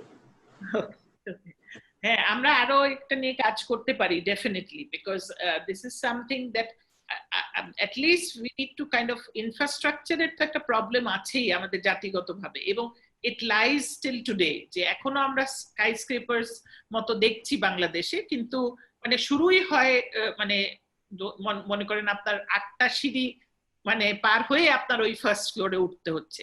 Still we see modern buildings being built in Bangladesh like that. So ওইগুলা তো বন্ধ করতেই হবে, যে খুব modern building but কোনো disable access নাই. So ওই জিনিসগুলা বন্ধ করতে হবে, বাট অ্যাটলিস্ট যেগুলা পুরানো বিল্ডিং বা ভাড়া করা বিল্ডিং আমরা কাজ করি, at least getting people to think about it, আমার কাছে মনে হয় মাইন্ডসেটটা চেঞ্জ করা. So that is very important I think, যে আমার পাশে একজন ডিসেবল অ্যাডাল্ট বসে কাজ করতে পারে. সো রেনাটাতে যেমন আমাদের এত কিছু শুরু করার আগে রেনাটাতে যেমন এই স্পেশাল অ্যাডাল্টস কাজ করে, অনেক স্পেশাল অ্যাডাল্টস, যেটা আমাদের সুইট বাংলাদেশ আছে সবচেয়ে বড়, আমার মনে হয় national organization for special intellectually disabled দের জন্য, ওইখান থেকে রেফার্ড হয়ে রেনাটাতে বেশ কিছু ডিসেবল অ্যাডাল্ট এবং অ্যাডোলেসেন্ট কাজ করে. So we can promote all this, I think, together. Definitely. Thank you. Thank you, Fiza Appa. Thank you, Kamran Bhai. I'm sure যে Sajida Foundation is practicing so many good practices যে অন্যান্য organization can follow, এবং তারাও তাদের employee এবং তাদের যারা value চেইনের stake holder আছেন তাদেরকে এই সুবিধাগুলো দিতে পারেন বা ইনকর্পোরেট করতে পারেন তাদেরকে। সো আমি যদি একটু আমাদের প্রায় শেষের দিকে আমরা একটা লাস্ট কোয়েশ্চেন হিসেবে নিব। সো হেলাল স্যারকে কোয়েশ্চেনটা জিজ্ঞেস করব, সাথে আমি চাবো যে ফিজা আপা এবং কামরান ভাইও অ্যাড করবেন এটার সাথে একটু, যে আমাদের তো দেশের বাইরে আর কি প্রায় 1 কোটিরও বেশি আর কি ফরেন ওয়ার্কার্সরা আছেন যারা কাজ করছেন, এবং দ্য ওয়ার্ক এনভায়রনমেন্ট ইজ মানে বলতে গেলে মাচ হস্টাইল ওয়ার্ক এনভায়রনমেন্টে তারা কাজ করছেন। সো এবং বলতে গেলে ইনফর্মাল সেক্টরে তারা কাজ করছেন। সো তাদেরকে কিভাবে আসলে টেক কেয়ার করা যায়, বা তাদেরকে কিভাবে হেল্প করা যায় with mental health and all, যদি এটা একটু হেলাল স্যার অ্যানসার দেন, তারপরে আমি চাবো যে কামরান ভাই এবং ফিজা আপা যদি একটু অ্যাড করেন এটার সাথে। Thank you. এই প্রশ্নের উত্তর দেওয়ার আগে একটু ছোট্ট করে ফিজা আপার বক্তব্যের সাথে একটা জিনিস যোগ করতে চাই। আমাদের দেশে কিন্তু মেন্টাল হেলথ অ্যাক্ট অলরেডি ইনেক্টেড। 2018 সালে কিন্তু আমাদের মেন্টাল হেলথ অ্যাক্ট পাস হয়েছে। জি জি, 2018-তে পাস হয়েছে, যদিও 106 বছরের পুরনো আইন। আমরা 1912 লিটারেসি অ্যাক্টের টাকে বাদ দিয়ে এটাকে করতে পেরেছি 106 বছর পরে। আমরা মনে হয় এই তারপর আইনটাকে অনেক সংশোধনের জায়গা আছে, অনেক ঠিক করার জায়গা আছে, তারপর আমরা করতে পেরেছি মেন্টাল হেলথ অ্যাক্ট। এখন আমাদের মেন্টাল হেলথ পলিসি এন্ড স্ট্র্যাটেজিটা করা বাকি রয়েছে, এটা কাজ চলছে। আশা করি করোনা না থাকলে আমরা আরো আগে এটা শেষ হয়ে যেত। এটা হচ্ছে একটা দিক। আচ্ছা, আর যে প্রশ্নটা করলেন, এটা প্রশ্নটার উত্তর তো আসলে খুবই মানে এক কথায় আমাকে, যে আমি গভর্নমেন্টের পার্ট বা আমি গভর্নমেন্ট এমপ্লয়ি হিসেবে করেছেন হাবিব ভাই, তো আমার পক্ষে উত্তর দেওয়াটা খুব কঠিন, কারণ এটার সাথে মাল্টি সেক্টর জড়িত। শুধুমাত্র সরকার বা আমরা মেন্টাল হেলথ এক্সপার্ট এটা পারবো না। এটার সাথে আমাদের ফরেন অ্যাফেয়ার্স রিলেটেড আছে, এটার সাথে আমাদের লেবার মিনিস্ট্রি রিলেটেড আছে, এটার সাথে আমাদের যারা ফরেন লেবার দেখেন তাদের আন্তর্জাতিক, তাদের অনেকগুলো সম্পর্ক আছে। আমরা কয়েকটা জিনিস বলতে পারি, যে যে জিনিসগুলো এখন তো যেটি বললেন কামরান স্যার, যে এখন তো আমরা ইন্ডাস্ট্রিয়াল ফোর্থ রেভলিউশনের দিকে যাচ্ছি। এখন আমরা অনলাইন ভিত্তিক যদি এরকম করে, যে যেই দেশেই থাকুক না কেন বাংলাদেশ থেকে অনলাইনে যদি তারা সার্ভিস পায়, এবং সেটা যদি কোনো একটা বডির মাধ্যমে হয়, সেটা সরকারের লেবার মিনিস্ট্রির মাধ্যমে হোক, বৈদেশিক কর্মসংস্থান মন্ত্রণালয়ের মাধ্যমে হোক, যে কোনো, বা আমাদের স্বাস্থ্য বিভাগের সাথে সংযুক্তি করেই হোক, প্রাইভেট পাবলিক পার্টনারশিপ করে হোক, যদি তারা অনলাইনের মাধ্যমে একটা সার্ভিস নিতে পারে। কারণ অনলাইনের মাধ্যমে ইনফরমালি সার্ভিস কিন্তু আমরা দিচ্ছি। এই করোনা কালে দেশের বাইরেও বহু শ্রমিককে কিন্তু আমাদের টেলিফোনে, হোয়াটসঅ্যাপে আমাদেরকে সার্ভিস দিতে হয়েছে ইনফরমালি, কিন্তু কোনো ফর্মাল একটা প্ল্যাটফর্ম নাই। সেটা একটা দিক হতে পারে। দ্বিতীয়ত পারে, দেশের বাইরের যে দূতাবাসগুলো রয়েছে, সেই দূতাবাসে আমাদের যে কোনো একজনকে আমরা কো-থেরাপিস্ট একটু ওরিয়েন্টেশন করে, একটু কাউন্সিলিং করে এরকম রাখতে পারি। আমি কিন্তু এরকম দেখেছি, আমার ব্যক্তিগত অভিজ্ঞতায় দেখেছি দক্ষিণ কোরিয়ায় আমাদের যিনি লেবার অ্যাটাশে ছিলেন, একটা সময় উনি 8 বছর ছিলেন, যদিও উনি অ্যাডমিন ক্যাডারের মানুষ, তারপর উনি ফরেন ক্যাডারে 8 বছরের মতো শুধু সাউথ কোরিয়াতে ছিলেন, এবং তার নাম্বারটি আমার ওখানকার সকল শ্রমিকদের কাছে ছিল। এবং দেখেছে, আমি তার কাছে যে দেখেছি, আমি অনেকদিন এখানে ছিলাম, এবং তিনি যেহেতু আমার স্কুলের বড় ভাই ছিলেন, আমি ওনার সাথে অনেকবার গিয়েছি ওনার বাসায়। উনি কিন্তু মেন্টাল হেলথ সাপোর্টটাও দিতেন শ্রমিকদেরকে, প্রত্যেকটা মানুষকে একটা এমপ্যাথেটিক্যালি মেন্টাল সাপোর্টটা দিতেন এবং পার্টনার। আমি বলবো যে এরকম মানুষদেরকে যদি আমরা ট্রেন্ড আপ করতে পারি, সেখান থেকেও কিন্তু তারা একটা ট্রেনিং নিতে পারে। আরেকটি জিনিস হচ্ছে, হ্যাঁ, যাওয়ার আগে তাদেরকে আমরা যদি একটু ওরিয়েন্টেড করে দিতে পারি, প্রত্যেকে যাওয়ার আগে প্রত্যেকটা শ্রমিক যারা বিদেশের বাজারে কাজ করতে যাবেন তাদের শ্রমিক দিতে পারি। আমি এক্ষেত্রে বাংলাদেশের আমাদের ব্র্যাকের যে মাইগ্রেশন সার্ভিসটি কাজ করছে, আমি তাদেরকে খুব সাধুবাদ জানাই। আপনারা জানেন, বিগত 2-3 বছর ধরে বেশ কিছু শ্রমিক ফোর্সফুলি আমাদের দেশে ফেরত আসতে বাধ্য হয়েছে, বিশেষ করে নারী শ্রমিক যারা সৌদি মানে মিডল ইস্টের কান্ট্রি গুলো থেকে। তাদেরকে কিন্তু ওনারা মানসিক সাপোর্ট দিয়েছেন বিভিন্ন ভাবে, আমাদের সাহায্য নিয়ে, আমাদের জাতীয় মানসিক স্বাস্থ্য ইনস্টিটিউটের সাহায্য নিয়ে, এবং তারা তাদেরকে ভর্তি করেছেন, এবং যার সাথে থাকার লোক ছিল না তার সাথে তারা লোক দিয়েছেন।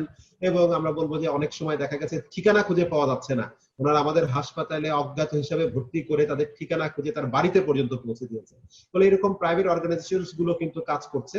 ফলে করার কিন্তু অনেক কিছু আছে। আমাদের যেটা বিষয় হচ্ছে, পৃথিবীর সব ভালো ভালো কথা আমরা বলে ফেলছি, ভালো ভালো কাজগুলো করা বাকি। আমরা সবাই মিলে যদি চেষ্টা করি, তাহলে ভালো ভালো কাজগুলো নিশ্চয়ই করতে পারবো। সবাইকে ধন্যবাদ।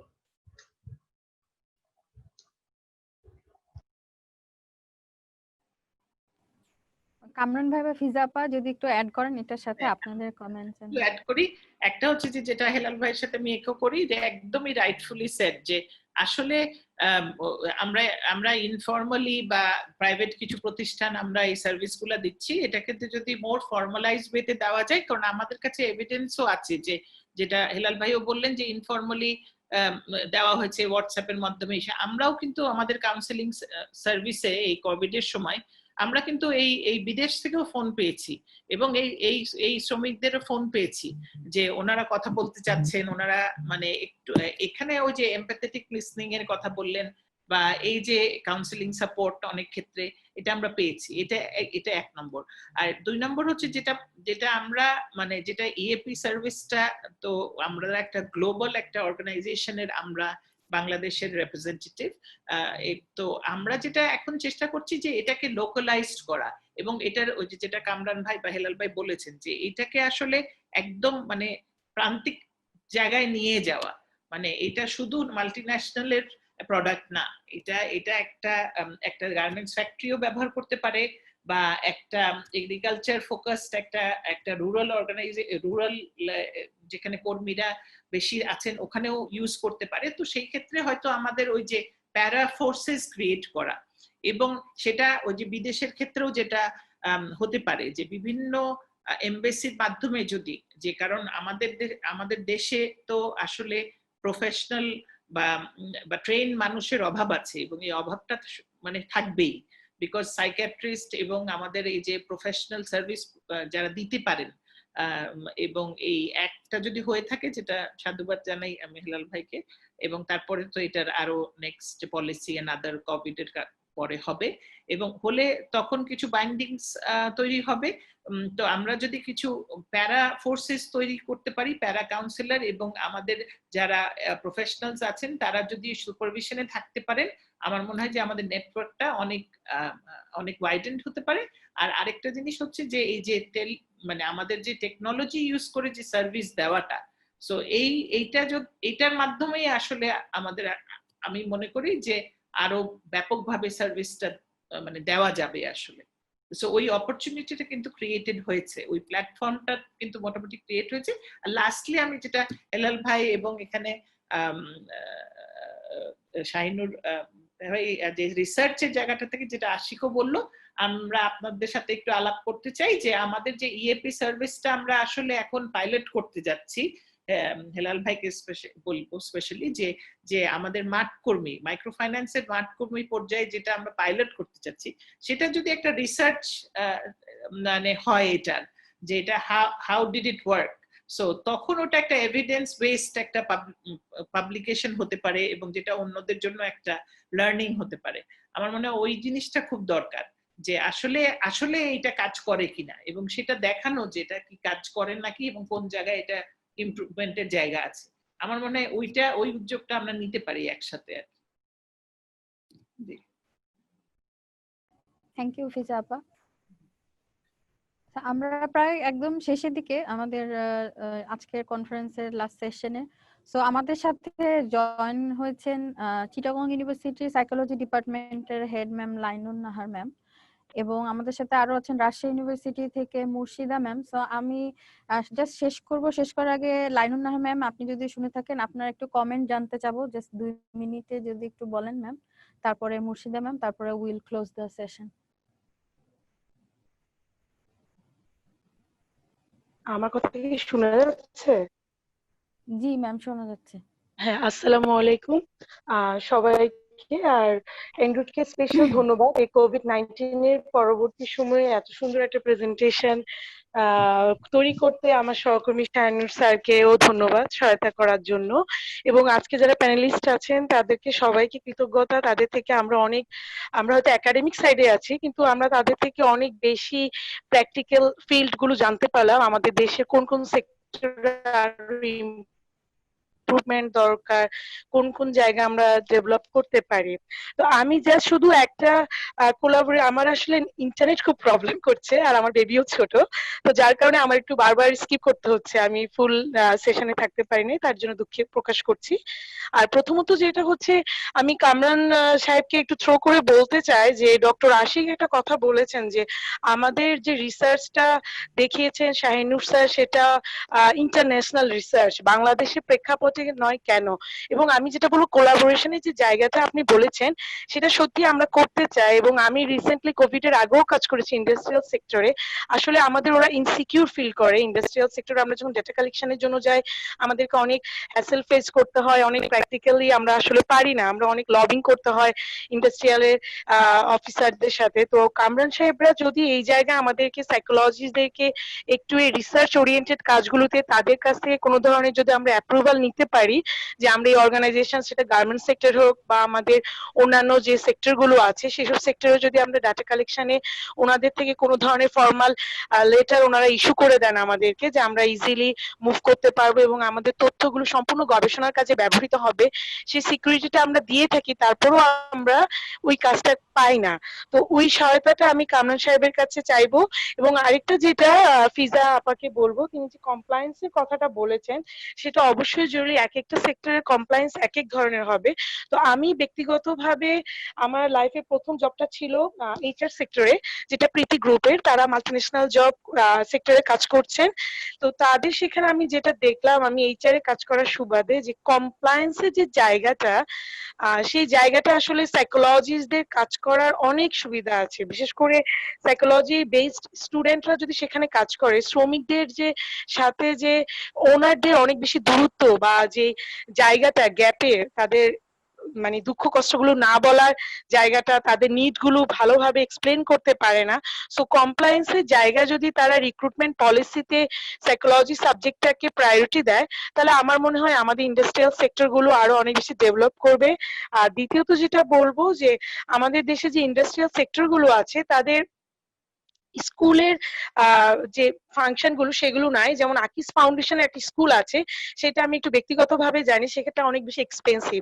তো আমি জানি না তাদের রুট লেভেলের এমপ্লয়িরা সেখানে কাজ করতে পারে কিনা, তাদের ছাত্রছাত্রী ছেলে মেয়েদের পড়াশোনা করার সুযোগ সুবিধা আছে কিনা, সেই জায়গাটাও আপনারা নজর দিবেন। এবং ম্যাটারনিটি লিভের যে জায়গাটা আমরা দেখে থাকি নারী শ্রমিকদের ক্ষেত্রে, বিশেষ করে তাদেরকে উইদাউট পেতে নেওয়া হচ্ছে ম্যাটারনিটি লিভে। সো সেই জায়গাটা যদি আমাদের লেবার লটা সত্যিকার ভাবে আমরা পালন করে থাকি বাংলাদেশের প্রেক্ষাপটে, যে যেখানে 4টা স্ট্রিমের কথা বলা হচ্ছে, একটা ছিল সোশ্যাল সিকিউরিটি। আমার যদি সোশ্যাল সিকিউরিটি না থাকে তাহলে কিন্তু আমি জব স্যাটিসফ্যাকশনটা পাবো না। সো আমার ম্যাটারনিটি লিভ উইথ পেতে যেন এনশিওর করা হয় সব সেক্টরে। হয়তো অনেকে করেন কিন্তু অনেকে করেন না। আমরা যখন রিসার্চের কাজে যাই আমরা এই জায়গাগুলো জানতে পারি এবং তাদের ডিসস্যাটিসফ্যাকশনের জায়গাগুলো বুঝি, যে একটা মায়ের তার সন্তানের সিকিউরিটি নেই, তার হাজবেন্ড যখন বলেন তা আমার ওয়াইফ রাতে কাজে যায়, বাচ্চা সিকিউরিটি তারা পায় না।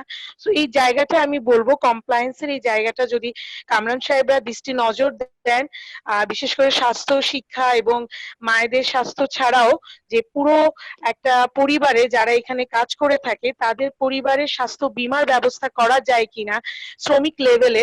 আপার লেভেলে তো আছেই, কিন্তু শ্রমিক লেভেলের মানুষজন যেন স্বাস্থ্য সুবিধাটা পায়, সেটা শারীরিক এবং মানসিক দুটো দিকতেই আপনাদেরকে এনশিওর করতে বলবো। আবারও এনরুটকে ধন্যবাদ জানাই এবং প্যানেলিস্ট, এবং বিশেষভাবে কৃতজ্ঞতা জানাই আমাদের শাহিনুর স্যারকে এত সুন্দর প্রেজেন্টেশন দেওয়ার জন্য। ধন্যবাদ। সবাই ভালো থাকবেন, সুস্থ থাকবেন। আসসালামু আলাইকুম।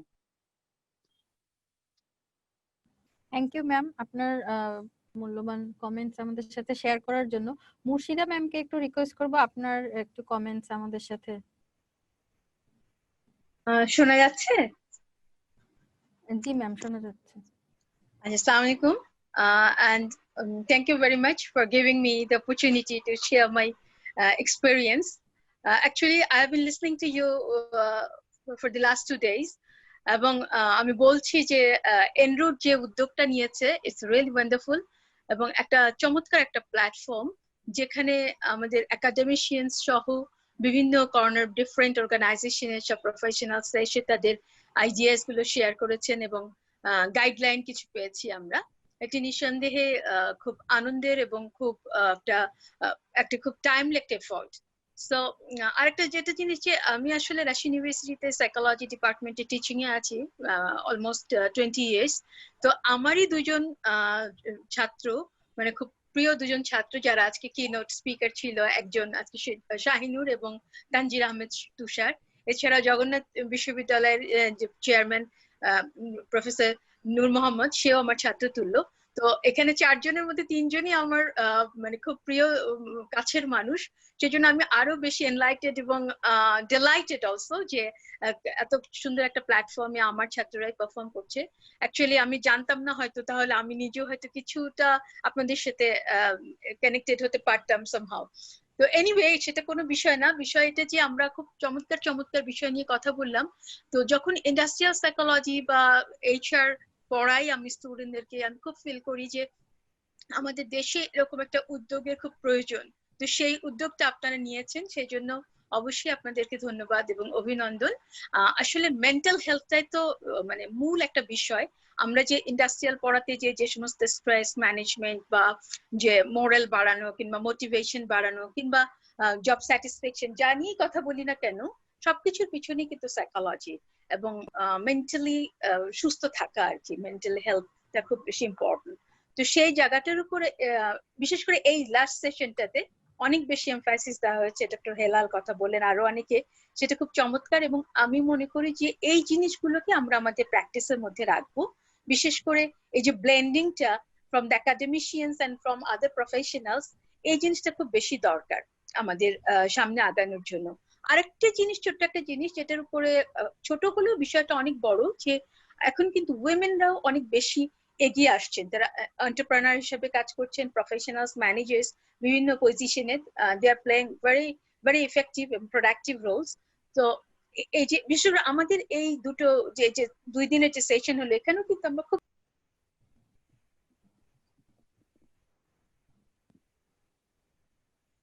এখানকার এই ইয়েতে আছেন এবং খুব ভালো নাম করা সব এক একজন প্রফেশনাল উইমেন।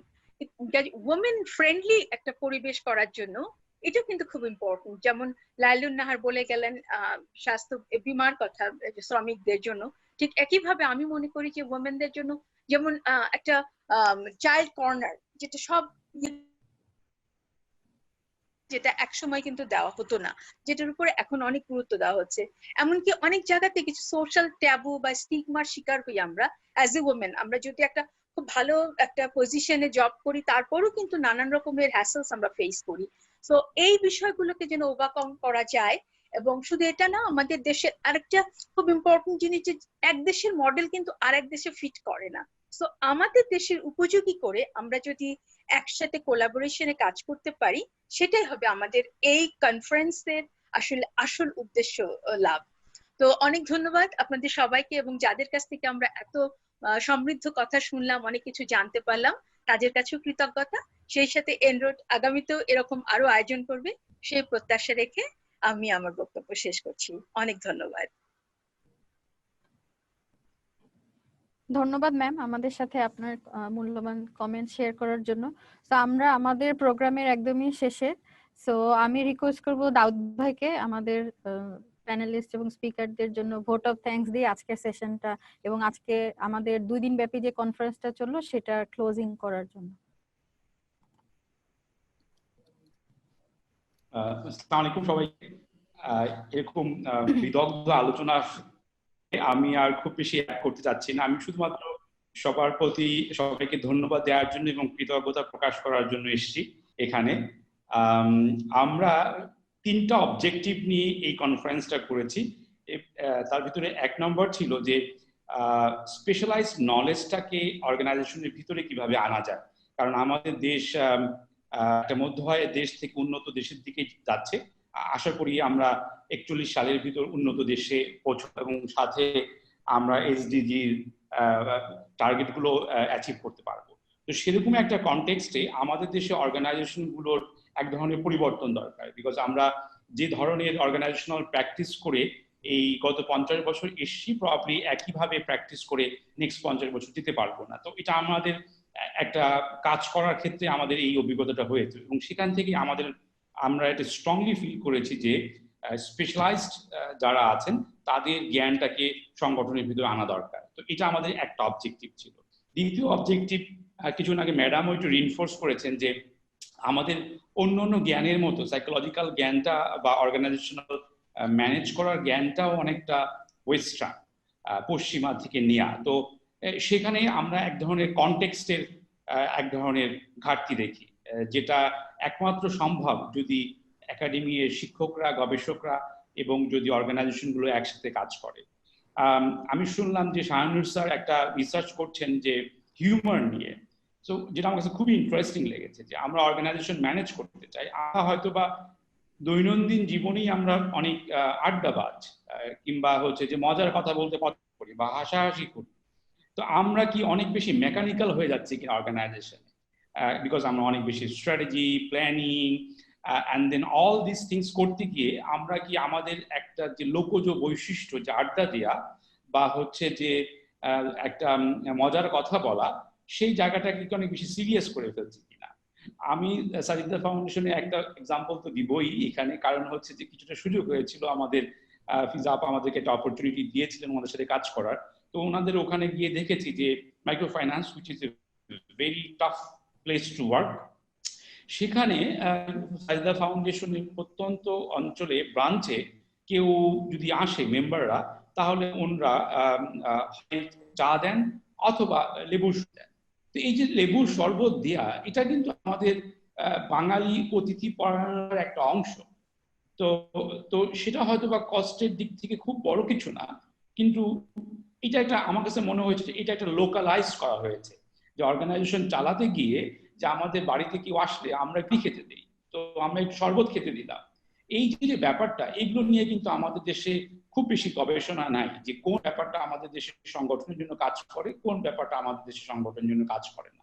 অনেক সময় আমরা অনেক কিছু চেষ্টা করছি এবং কিছু কিছু ক্ষেত্রে অনেকটাই যে মাল্টিন্যাশনাল, গ্লোবাল মাল্টিন্যাশনাল গুলো যে কাজ করে সেটাকেই নেওয়ার চেষ্টা করছি।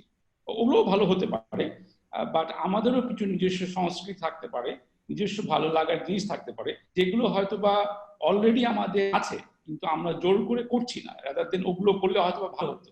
তো সেরকম একটা উদাহরণ হচ্ছে শরবত খেতে দিই। আমার কাছে খুবই ভালো লেগেছে, আমি অনেক জায়গায় এটা বলি যে সাজিদা ফাউন্ডেশন এরকম একটা কাজ করে, এবং আমি কথা বলেও দেখেছি যে যারা সাজিদা ফাউন্ডেশনের মাইক্রো ফাইন্যান্সের নিতে আসে, তারা আসলে একটু ডিফারেন্ট বোধ করে আমাদের ব্রাঞ্চে আসলে, যেটা হয়তো বা একজন গরিব মানুষ আমাদের ব্যাংকের ব্রাঞ্চে আসলে একটু ভীত সন্ত্রস্ত হয়ে যায়। তো এই যে লোকাল কনটেক্সট করা, এটা আমাদের একটা এই কনফারেন্সের একটা দ্বিতীয় অবজেক্টিভ ছিল। এবং তৃতীয় অবজেক্টিভ ছিল, ম্যাডাম আপনি শুনে খুশি হবেন, যে এই যে একাডেমিয়া এবং প্র্যাকটিশনারদের একটা যাতে অনগোয়িং এঙ্গেজমেন্ট থাকে, এটা যাতে ওয়ান অফ না হয়। আমরা যাতে আজকে ফিজাপা বললেন যে হ্যাঁ একটু রিসার্চ করা যায়, আবার ম্যাডামরা বললেন যে হ্যাঁ আমরাও করতে চাই, আপনারা কামান ভাইরা যদি একটু হেল্প করেন in terms of giving access. আমরা চাচ্ছি যে এই ডায়ালগটা যাতে চলে। সো এই তিনটা অবজেক্টিভকে মাথায় নিয়ে আমাদের কাজটা করা। এবং আমরা আর একটা অ্যাঙ্গেল আনার চেষ্টা করেছিলাম, সেটা হচ্ছে যে অনেক সময় আমরা এই ধরনের যখন কথা বলি তখন শুধুমাত্র ফর প্রফিট বা এনজিও এইভাবে চলে আসে। আমরা মনে করছি যে সরকার নিজে একজন বড় এমপ্লয়ার এবং সরকারি কর্মকর্তাদের সিদ্ধান্তের ইম্প্যাক্ট সোসাইটির উপর অনেক অনেক বেশি। তো সেই জন্য আমরা চাচ্ছি যে এই আলোচনাতে যাতে সবসময় সরকারি কর্মকর্তারাও আসে কোনো না কোনো ভাবে। আমরা চেষ্টা করেছি, দাওয়াত দেওয়ার চেষ্টা করেছি, কিছু কিছু ক্ষেত্রে সফল হয়েছি, কিছু কিছু ক্ষেত্রে হয়নি। বাট আমরা মনে করি যে সরকারি কর্মকর্তা, এনজিও কর্মকর্তা এবং ফর প্রফিটে যারা আছে, এই ডিসকাশন এবং ডায়লগে যাতে তারা সবাই থাকে কোনো না কোনো ভাবে, বিকজ আমরা একজন আরেকজনকে কমপ্লিমেন্ট করছি। বাংলাদেশ যাতে 2041 সালের ভিতর মধ্য উন্নত আয়ের দেশ হতে পারে। তো সেই ক্ষেত্রে আমরা থেকে আমরা একটু সাহস করে এরকম একটা কাজ করেছি, কিন্তু কোনোভাবেই সম্ভব হতো না যদি না specially Rajshahi university, Chittagong university, Jagannath university এবং ঢাকা ইউনিভার্সিটি সাইকোলজি ডিপার্টমেন্টের শিক্ষকদের আনবিলিভেবল সাপোর্ট এবং প্যানেলিস্ট হিসেবে যারা আছেন কামরান ভাই, জাপা, হেলাল স্যার, আশিক ভাই, আপনাদের যদি সাপোর্ট না থাকতো তাহলে সম্ভব হতো না। আমরা 4টা সেশন করেছি এরকম। একটা ছিল রিক্রুটমেন্টের ক্ষেত্রে কিভাবে সাইকোলজি হেল্প করতে পারে, আর একটা ছিল পারফরমেন্সের ক্ষেত্রে, অর্গানাইজেশনাল পারফরমেন্সের ক্ষেত্রে কিভাবে সাইকোলজি হেল্প করতে পারে। আজকে সকালে ছিল লিডারশিপের উপর, এবং আমরা আজকে শেষ করতে যাচ্ছি যে ওয়েলবিং দিয়ে। তো এনরুটের পক্ষ থেকে এবং আমার ব্যক্তিগত পক্ষ থেকে সবার প্রতি অত্যন্ত কৃতজ্ঞতা যে আপনারা আপনাদের এই মূল্যবান সময় এবং ইনসাইট আমাদের সাথে শেয়ার করেছেন।